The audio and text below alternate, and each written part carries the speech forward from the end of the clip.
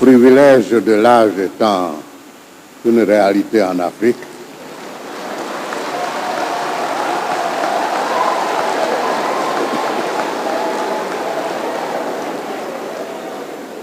c'est de ma place que je vous parlerai pour quelques instants.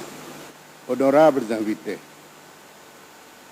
c'est pour moi un immense privilège de prendre la parole à l'occasion de la remise du prix Félix Houphouët-Boigny pour la recherche de la paix. L'émotion qui m'étreint est d'autant plus intense que notre rendez-vous cette année se déroule pour la seconde fois ici à Yamoussoukro, cette belle et magnifique cité au cœur de la savane ivoirienne, ville du père fondateur de la Côte d'Ivoire moderne, le président Félix Houphouët-Boigny.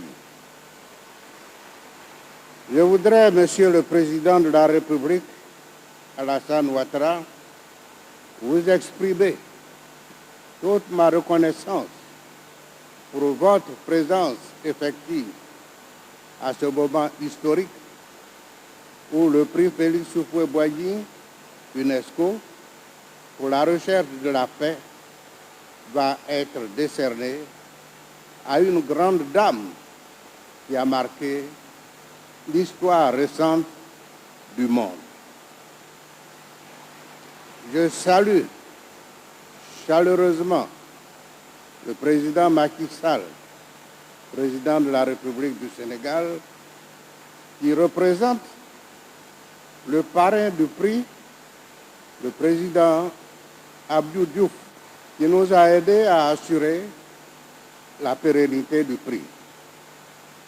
Je salue la présence de mon jeune frère, le président Laurent Gbagbo et son épouse.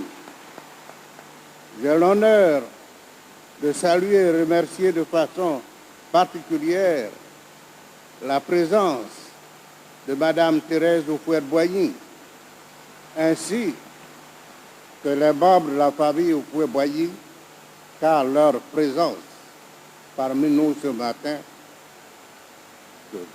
ce midi, nous réconforte à plus d'un titre.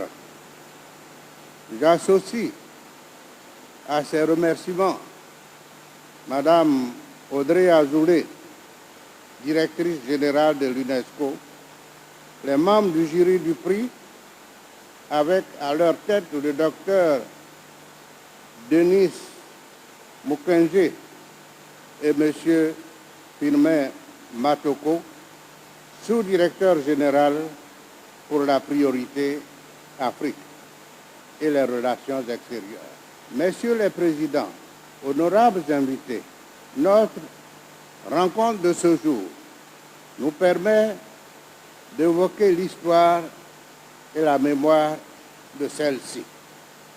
Ainsi, j'affirme avec certitude, avec foi, que nous sommes rassemblés ici ce jour pour célébrer la mémoire des grands hommes en signe de reconnaissance des actes exemplaires qu'ils ont posés, les chemins de la paix qu'ils ont tracés en vue d'un avenir heureux pour nos peuples. La cérémonie de ce jour est également une occasion de célébrer la mémoire de Félix Houphouët-Boigny, bâtisseur de la Côte d'Ivoire moderne. Et il a fait de cette recherche de la paix par le dialogue un sacerdoce politique. La Côte d'Ivoire, l'Afrique, le monde doivent à ce temps providentiel d'avoir œuvré au rassemblement de peuples divers venus de tous les horizons en vue d'inventer une terre d'hospitalité, une nation fraternelle dont le taux d'immigration est sans pareil. Nous lui devons d'avoir mobilisé les Ivoiriens et les Ivoiriennes pendant plusieurs décennies pour accueillir dans les familles, dans nos villes et villages, des réfugiés des pays africains en crise ou en guerre, les îles du Libéria, de la Sierra Leone, Angola, du Nigeria. Avec le président Félix Houphouët-Boigny, on ne parlerait pas de réfugiés, mais de frères humains en détresse, que Dieu nous envoyait et qu'il fallait accueillir comme tel. Le président Houphouët-Boigny ne fit jamais bâtir des camps de réfugiés, mais demanda de les accueillir dans nos villes, villages et de les intégrer dans nos familles.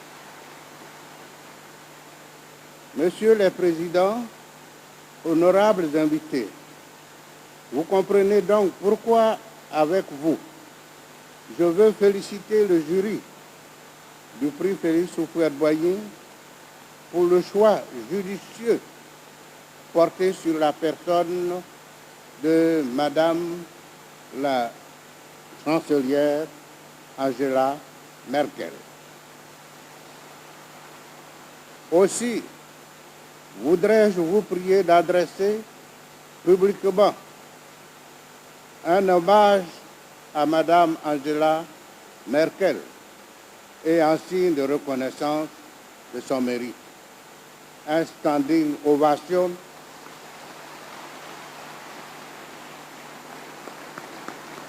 pour saluer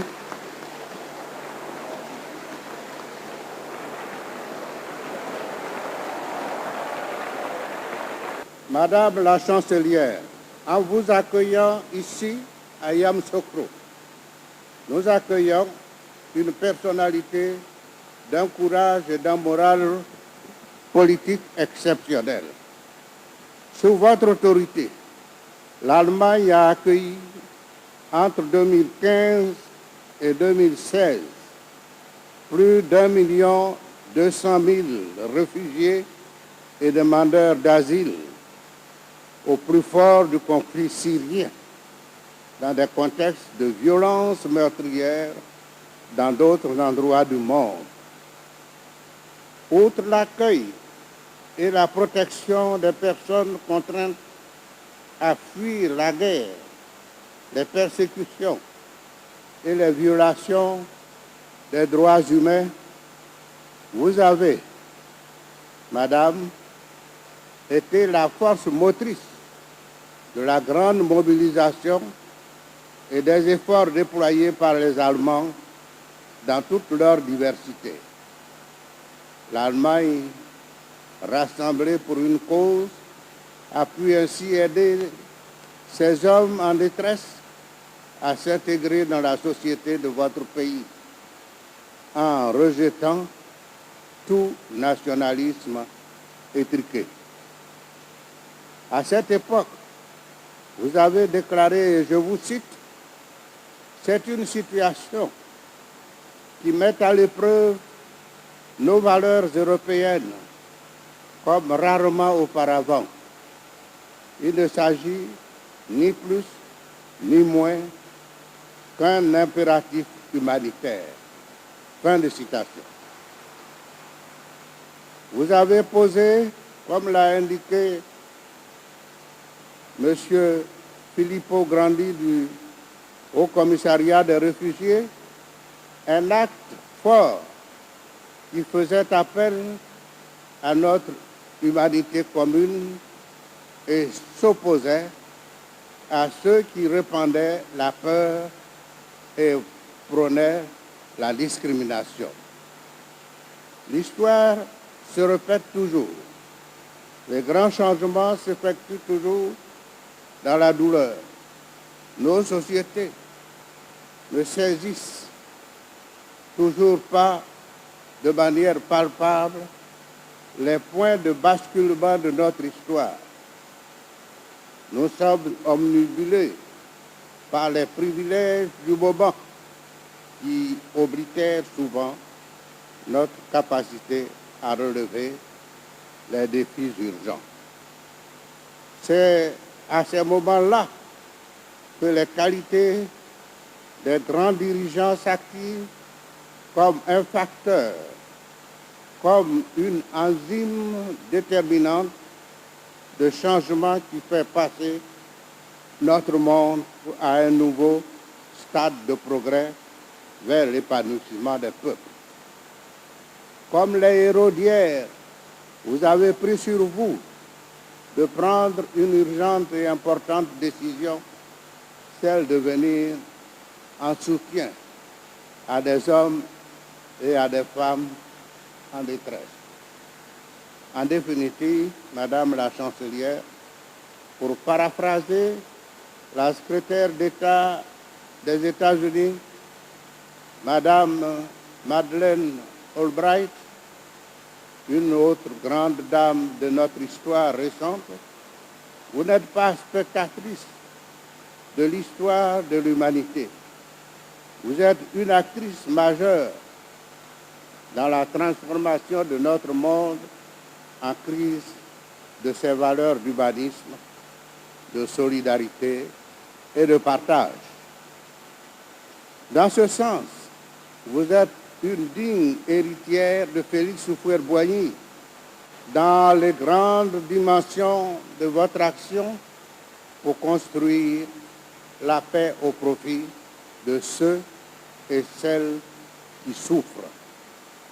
Vous êtes une héritière remarquable des grands hommes et des grandes femmes d'action qui, dans le monde entier, ont été sensibles à la peine de l'autre, au respect de sa liberté, de son intégrité et de sa dignité. Vous avez changé le désespoir de millions d'hommes qui, dans le monde entier, ont été sensibles à la peine de l'autre, au respect de sa liberté, de son intégrité et de sa dignité. Vous êtes la digne héritière de votre famille qui vous a enseigné les valeurs de l'amour, un amour attentif à la souffrance des hommes. Ainsi, nous aussi, nous nous réclamons de l'héritage de Félix Houphouët-Boigny, ainsi que de toutes les grandes personnalités qui ont marqué de leur empreinte l'Afrique et le monde au service du bonheur des populations et de la paix. Nous avons le devoir de nous approprier les réalités d'aujourd'hui pour trouver des solutions durables au service de la paix dans le monde.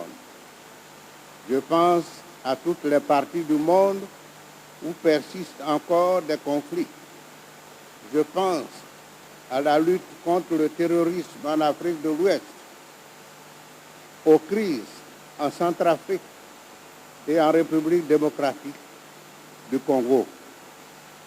Il me paraît, s'agissant de la République démocratique du Congo, de saluer le combat de Madame Julienne Lussange contre les violences faites aux femmes. Je remercie le jury d'encourager son action en lui décernant une mention spéciale. Je pense à l'Europe avec le conflit russo-ukrainien dont le bilan humain et matériel devient de plus en plus lourd avec des milliers de morts, de blessés et de déplacés en Europe. Je pense à l'Afghanistan. Au total, ce sont aujourd'hui, selon les chiffres du HCR, plus de 100 millions de personnes en déplacement forcé dans le monde. À cet effet, je me réjouis de toutes les initiatives qui sont prises pour assister les pays d'accueil ainsi que les victimes de la guerre.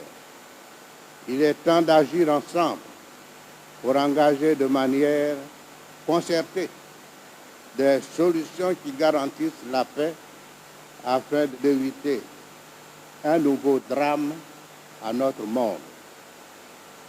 J'ai aussi une pensée pour mon pays, la Côte d'Ivoire, qui peine encore à engager un dialogue franc et sincère entre tous ses fils et filles pour construire une paix durable au service du bonheur de ses populations et de celle de l'Afrique de l'Ouest.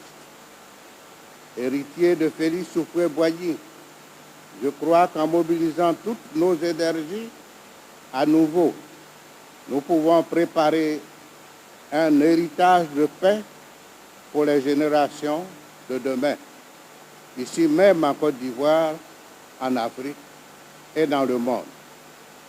Comme la chancelière Angela Merkel, j'affirme avec vous, nous pouvons le réaliser. Je vous remercie de votre aimable attention.